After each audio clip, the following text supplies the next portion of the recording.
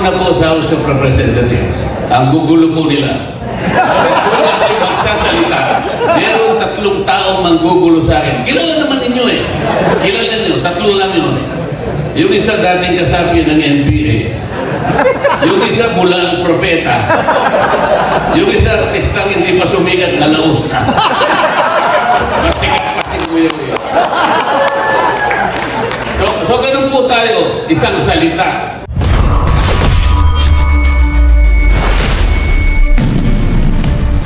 Palang araw na naman po sa ating lahat mga kapatid, mga kababayan at mga boss. Sa araw na ito, pag-uusapan natin tungkol sa ginawang speech ni Congressman Marcoleta doon sa Bigan bilang pangangampanya. Pero bago yan, bago natin panoorin ang video, ibati muna tayo ng isang magandang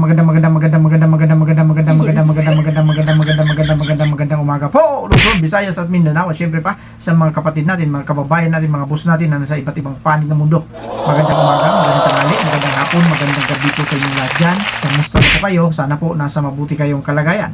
Ngayon, kagaya ng sinasabi natin dito, ang ating bibigyan ng reaksyon ay yung ginawang pangangampanya ni Congressman Marcoleta doon sa Bigan City kasama si Manong Chavit at syempre yung iba pang mga kandidato para pagkasenador. Kaya mas mabuting panoorin muna natin ang video bago tayo magbigay ng reaksyon. Pasok ang video. Ayoko na po sa House of Representatives. Ang gugulo po nila. Kung ako'y magsasalita, meron 3 taong manggugulo sa akin. Kilala naman ninyo eh. Kilala nyo, 3 lang yun. Yung isa dating kasapi ng NPA. Yung isa mula ang propeta. Yung isa artistang hindi pa sumigat na laos na. Pasikit mo yun.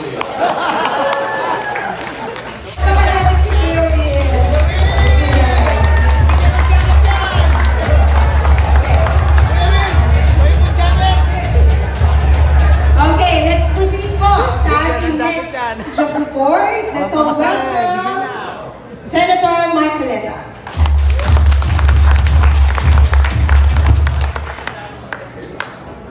Talagang kailangan po nating pasalamatan si Gov. Chavit. Kasi po, kaya ako napunta rito, siya pa po ang personal na tumawag sa akin. Ganyan po siya talaga.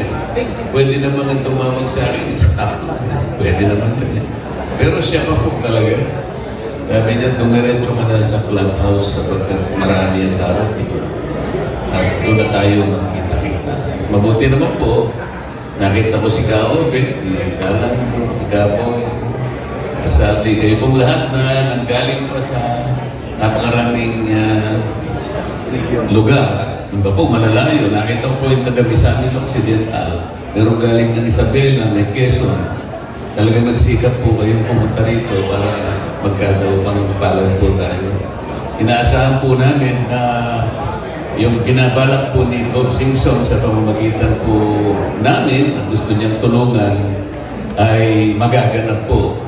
At ako po naman ay natutuwa, isa po ako sa kanyang inasahan na maaaring makatulong po sa napakaraming problema po ng inyong sektor. Ano po?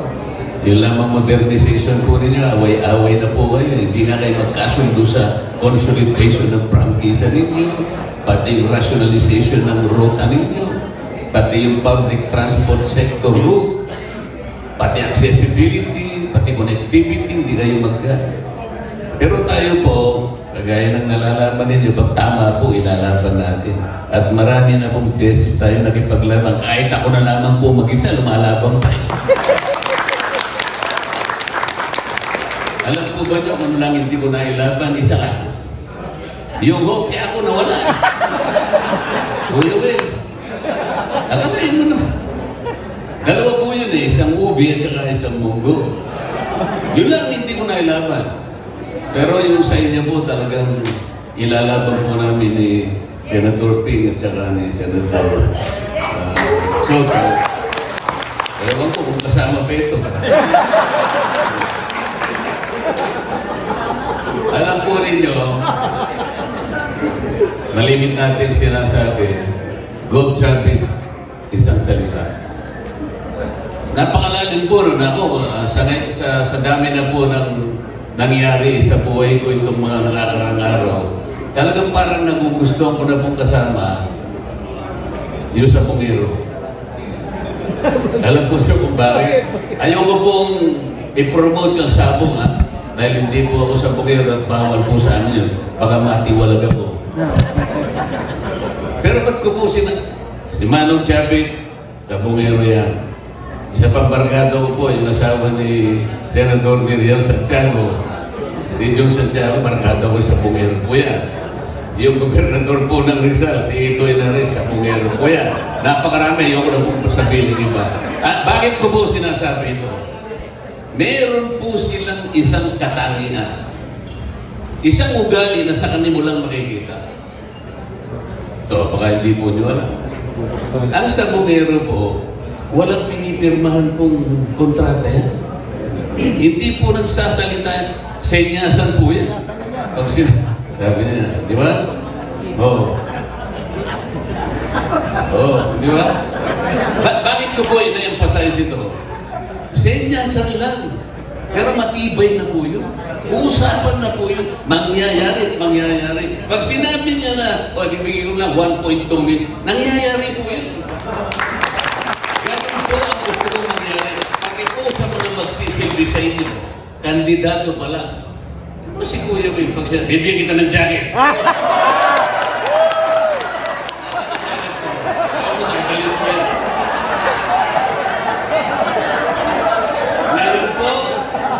Ngayon po, nakasulat na nga, hindi pa ginagawa. Nasa batas na nga.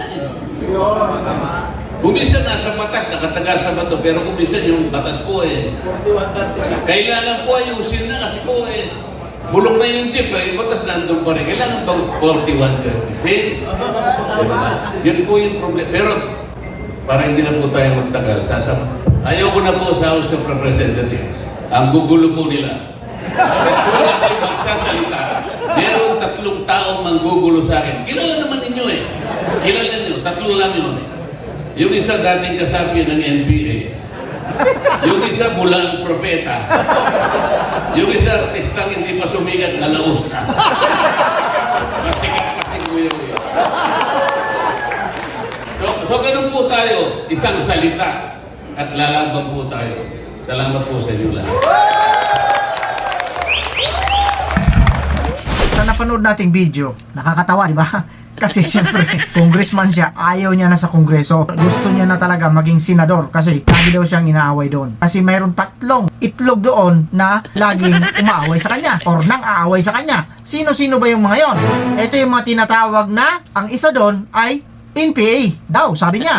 Tapos ang isa doon, hindi pa sikat, pero laos na. Mayroon pa isa. O, sino naman yung isa? Yung isa mukhang bulaang propeta. Kaya natatawa tayo doon sa pagkasabi ni Kong Marcolita. Nakakatawa, di ba? Pero ganun pa man. Kaya ayaw na ayaw niya na sa kongreso. Kaya siguraduhin natin mga kababayan, mga kapatid, na mananalo talaga ito si Congressman Marcolita. Well, anyway, obvious naman talaga na mananalo ito kasi kung hindi manalo ito, dinaya. So, ganun ang kalakaran dito sa politika sa Pilipinas. Pag hindi ka nanalo, dinaya ka. Pero pag nanalo ka, nandaya ka. Pero ibang sitwasyon itong kay Congressman Marcolita sapagkat matunog po ang kanyang pangalan. O, sa pagkakataong ito, kasama niya na sila dating Senator Ping Lacson at si dating Senator din Tito Soto. Nandiyan pa si Kuya Willie na magbibigay ng jacket. Bigyan ng jacket yan. O, di ba? Pag nag-away doon sa Senado, siya yung sisigaw. Hep hep. Ang galing, di ba? Yun ang isisigaw. Yun ang isisigaw niya ron sa Senado.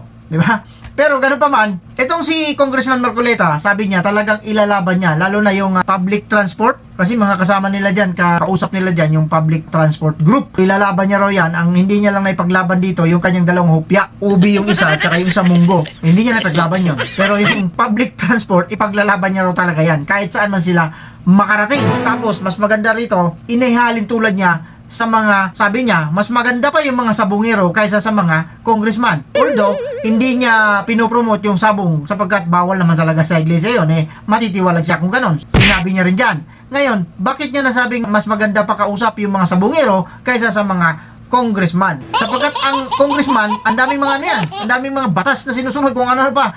Kailangan pa may mga resibo, kailangan may mga kung ano pinag-uusapan ninyo, pero samantalang dito sa sabong sa senyas pa lang, di ba?